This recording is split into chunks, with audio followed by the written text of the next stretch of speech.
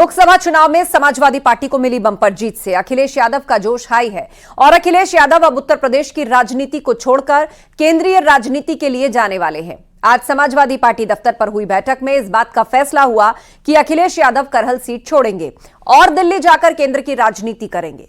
ऐसे में सबसे बड़ा सवाल है, आखिर यूपी में फिर नेता विपक्ष कौन होगा? आपको इसी पर एक रिपोर्ट दिखाते हैं।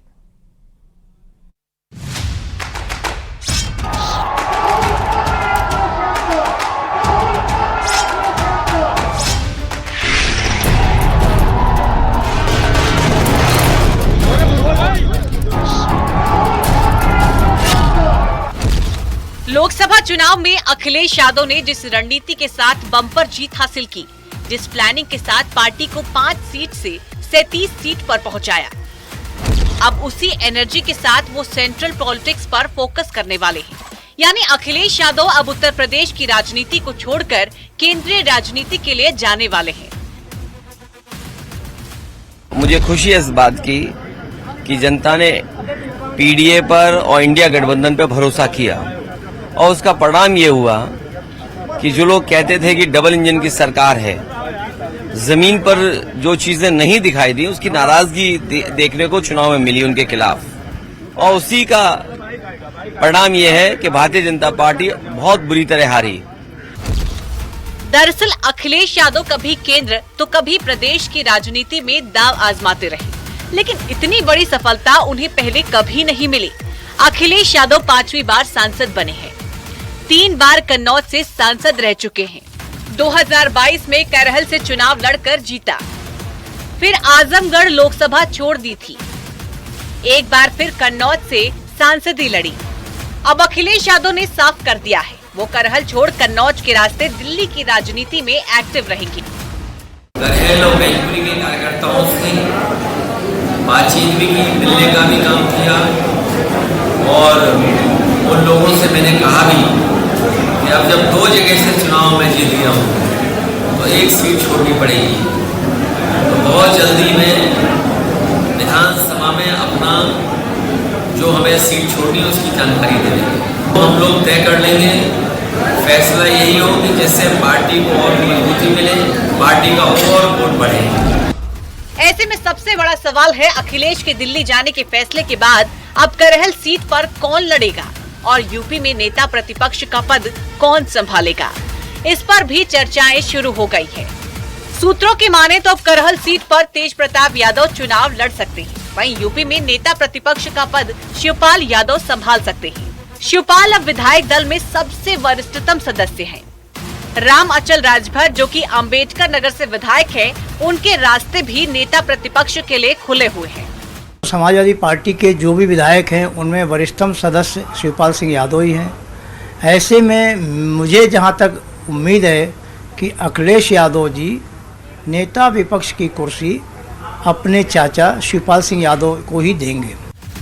पीडीए का फॉर्मूला लेकर चलने वाले अखिलेश यादव कोशिश करेंगे कि उत्तर प्रदेश की विधानसभा में नेता प्रतिपक्ष पीडीए से ही बनाया जाए, जिसमें सबसे पहला नाम शिवपाल यादव का है, बाद में किसी और का। और कुछ ऐसा ही मैसेज शिवपाल यादव भी देते रहे हैं। समय अगर ये देखा जाए तो समाजवादी पार्टी 200 विधानसभा से ज़्यादा जीती है। तो अगर आज नैतिकता के आधार पर अगर भारतीय जनता पार्टी उत्तर प्रदेश से इस्तीफा दे दें और इस्तीफा दे करके चुनाव कराए जाएं, तो फिर उत्तर प्रदेश में अखिलेश यादव की अगुवाई वाले समाजवादी पार्टी निश्चित उत्तर प्रदेश में स्पष्ट बहुमत की सरकार बना लेगी। कार्यकर्ताओं का, हमारे विधायकों का, हमारे सांसदों का मनोबल तो बढ़ा है, बढ़ा ही है। तो अब ठीक है, विधानसभा में ठीक ही होगा। यानी अखिलेश यादव को पूरा यकीन है कि वो सेंट्रल पॉलिटिक्स में और बेहतर कर सकते हैं, क्योंकि अगर इंडिया गठबंधन में सहयोगियों की भागीदारी को देखा जाए तो कांग्रेस के बाद सबसे ज्यादा सीट लाने वाली पार्टी समाजवादी ही है और पार्टी को इस मुकाम पर पहुंचाने वाले Akhilesh Yadav. Bureau report, news 18।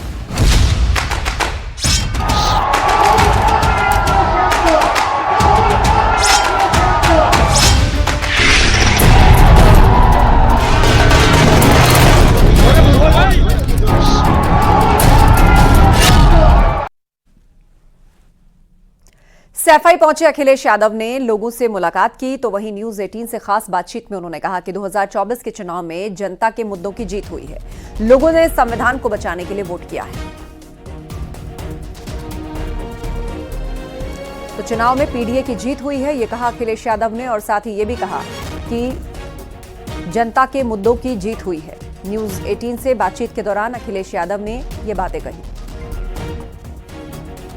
Samajwadi party के राष्ट्रीय अध्यक्ष अखिलेश यादव जी मेरे साथ मौजूद, आइए उनसे बात कर लेते हैं। सर, ठीक एक हफ्ते पहले जो रिजल्ट आया था, आपने उत्तर प्रदेश में नया इतिहास लिखा, नया पन्ना इतिहास में आपने जोड़ दिया। कैसे इतिहास बनाना संभव हो पाया सर? देखिए, चुनाव जनता ने लड़ा और जनता ने ये महसूस किया कि उसका संविधान, उसके हक अधिकार खतरे में हैं। और मुझे खुशी है इस बात की कि जनता ने पीडीए पर और इंडिया गठबंधन पर भरोसा किया, और उसका परिणाम ये हुआ कि जो लोग कहते थे कि डबल इंजन की सरकार है, जमीन पर जो चीजें नहीं दिखाई दी, उसकी नाराजगी देखने को चुनाव में मिली उनके खिलाफ। और उसी का परिणाम ये है कि भारतीय जनता पार्टी बहुत बुरी तरह हारी। जहां हम लोग खड़े हैं, फरक्काबाद बगल की कॉन्स्टिट्यूंसी है, प्रशासन ने और खास करके वहां के जिलाधिकारी ने, जिलाधिकारी पर क्या दबाव रहा होगा, जिलाधिकारी ने क्या समझा होगा, क्या बेईमानी रही होगी, जिसके कारण समाजवादी पार्टी के प्रत्याशी को उसने जानबूझ करके हराया। ये बातें भूलने वाली नहीं है कि जो अधिकारी अपने पद पर रह करके जिसको सब भरोसा करते हैं कि आईएएस हैं, आप अधिकारी हैं, निष्पक्ष करेंगे, निष्पक्ष तरीके से फैसला देंगे, लेकिन पता नहीं क्या बात थी कि जिलाधिकारी और वहां के प्रशासन पे न जाने किस बात का दबाव था कि जहां समाजवादी पार्टी जीती उसको हरा दिया। न केवल फरक्काबाद में, अलीगढ़ में भी यही घटना हुई है, जहां पर लाठीचार्ज हुआ, न जाने क्या क्या करा प्रशासन ने, उसके बाद परिणाम बदल दिया। फूलपुर कॉन्स्टिट्यूंसी बहुत कम वोटों से हारे, बांसगांव के लोग धरना प्रदर्शन करते रहे, मांग करते रहे, कोई सुनवाई नहीं हुई। मुझे उम्मीद है कि जनता ये सब देख रही है, आने वाले समय में इन सबको लाखों लाखों वोट से जनता जिताएगी। ये बेईमानी भी करना चाहेंगे तो बेईमानी नहीं हो पाएगी। आपके पास संसाधन कम थे, टर्निंग पॉइंट कौन सा मानते हैं आप? इलेक्शन में टर्निंग पॉइंट कौन सा पॉइंट था जहां से इलेक्शन बिल्कुल उलट गया और आपके पक्ष में आ गया?